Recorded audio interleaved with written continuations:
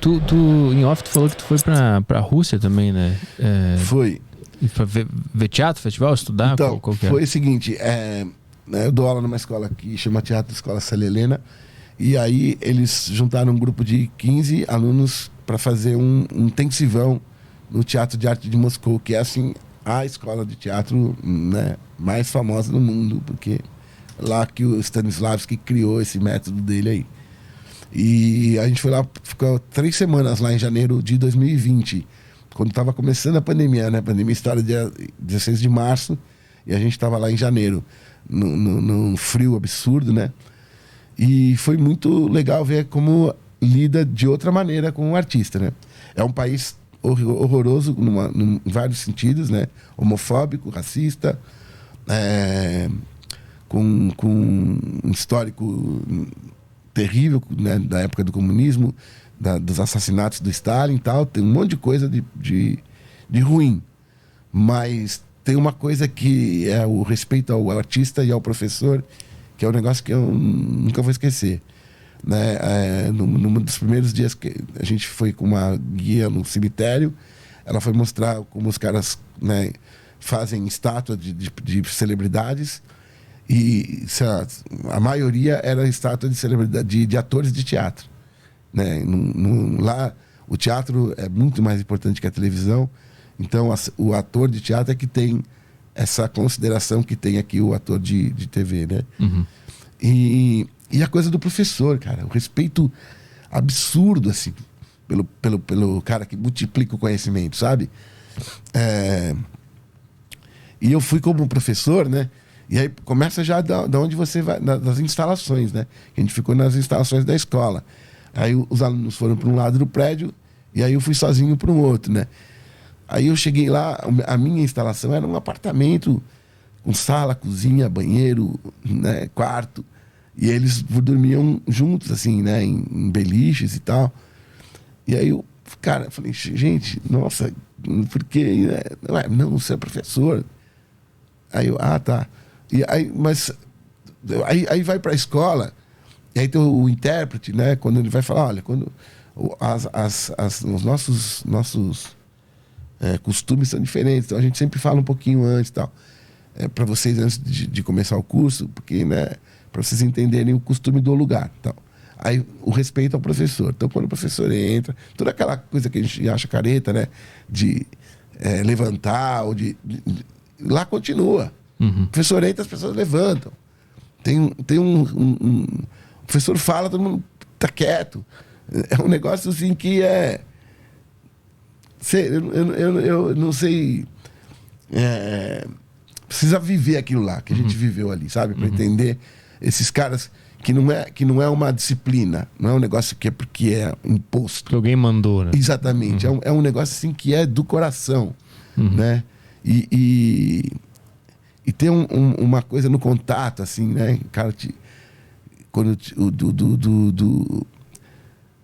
da admiração por esse conhecimento que o cara tem, que eles chamam, quando ele vai te dar a mão, ele é o segunda mão, terceira mão, quarta mão. Assim, se o cara estudou com o Stanislavski e deu a mão para o Stanislavski, ele é a primeira mão. Uhum. Se alguém estudou com o Stanislavski e aí ele vai te cumprimentar, ele é segunda mão. Entendeu?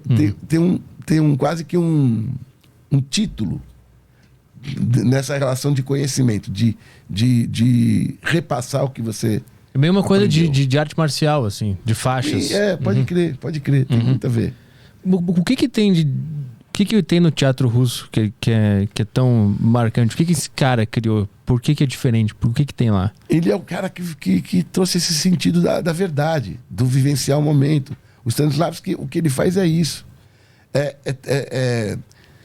Ensinar, entre aspas, como você chega nesse negócio da verdade. Uhum. Né? Como você está o tempo todo acreditando naquilo que você está fazendo. Né? Ele que criou esse termo de circunstâncias dadas, inclusive. Né? Então, pense no que aconteceu para esse cara estar na situação que ele está hoje.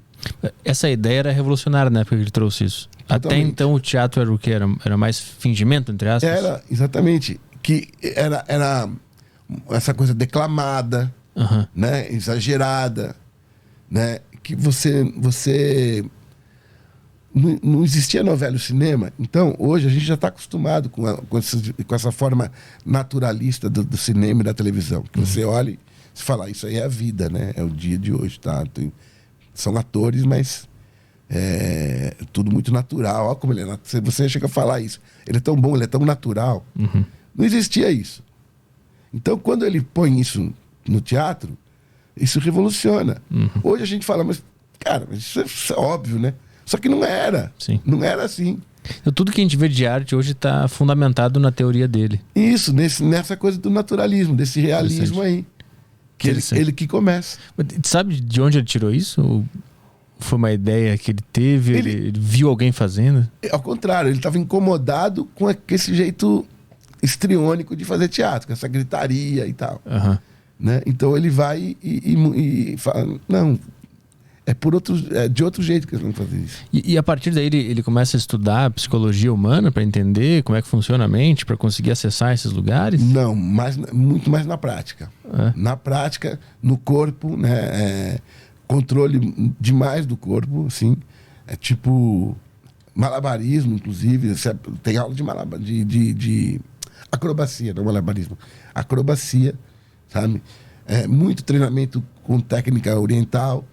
Né, de controle do corpo e tal, porque você tem que ter um corpo muito disponível para fazer qualquer coisa, né?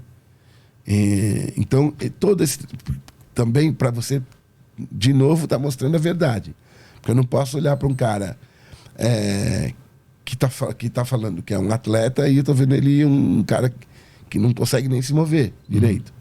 Então, eu preciso, para esse cara ter essa verdade, ele precisa trabalhar esse corpo para fazer esse atleta. Então, é nisso.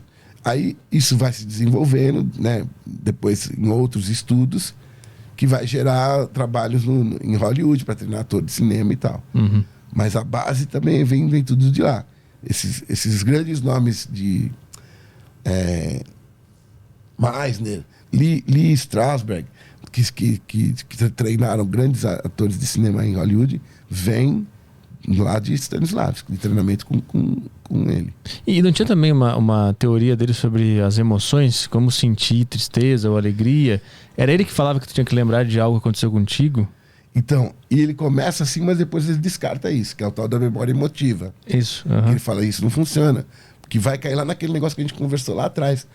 Quando eu falei para você que se eu me deixar tomar por esse sentimento, em algum lugar do meu cérebro, eu separo o Laerte do Eric, eu posso machucar um ator.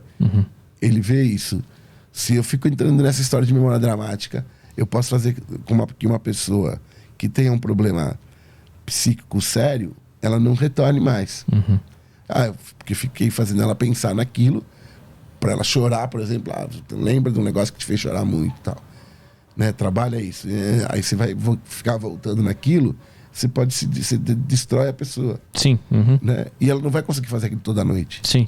Né? E a partir daí ele desenvolve qual tese para tu conseguir acessar essa tristeza sem precisar lembrar de algo? Essa coisa de você acreditar nessa circunstância que te leva a essa tristeza.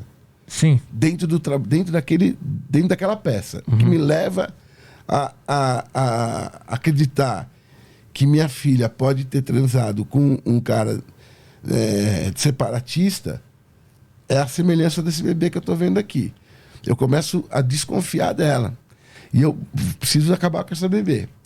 Para acabar com essa bebê, eu preciso fazer com que minha filha confie que ela pode deixar essa bebê comigo. Né? E é isso que eu fico lutando com a menina, com a minha filha. Quando eu vejo que minha filha não vai, de jeito nenhum, me entender, eu faço o que eu faço com ela lá em cena, que você vê. Entendeu? Então, essa crença que eu vou criando dentro dentro do que eu sei que esse personagem quer fazer, porque né, é outro ponto que a gente estuda bastante, que é o que eu quero? Eu quero que ela me dê a bebê. Que eu quero sair com essa bebê aqui para levar pro cara que vai matar a bebê lá fora. Né? Que eu criei na minha cabeça um personagem, né? Que, enfim, a gente vai saber que era ele mesmo, né?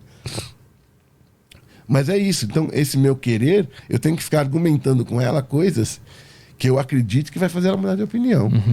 Mas Esse conceito, ele tem como consequência a gente chegar na conclusão de que nós temos todas essas emoções disponíveis a qualquer momento. Tristeza, raiva, alegria, felicidade, tá tudo aqui em algum lugar. Uhum. E trabalhando, estudando, a gente consegue encontrar o caminho para chegar. Praticando, Sim. né? Você consegue chegar. Mas Né? ele já tá aqui já em mim. Ele tá. E aí a gente vai começar a praticar. Então eu vou ensaiar, vou fazer muitas vezes. Vou entender por que essa personagem vai chegar nesse nível de tristeza. Uhum. Né? E se a personagem já chegar nesse nível de tristeza, eu vou lidar com esse acontecimento, essa circunstância dada, como essa personagem lidaria. Então isso vai me trazendo para esse estado, naquele momento, né? Que eu estou em cena. Depois isso vai sumir. Mas eu estudar, eu fazer para chegar nisso. Mas quando tu sente tristeza sob o comando de um personagem, digamos assim, é a mesma tristeza que tu sente na tua vida real quando algo acontece? Não. É diferente? É diferente. Porque naqui é uma tristeza que eu tenho controle sobre ela. Quando eu estou em cena. A tristeza que eu sinto fora de cena, eu não tenho controle. Mas na hora ela machuca bate. igual a real? Ou não? Não.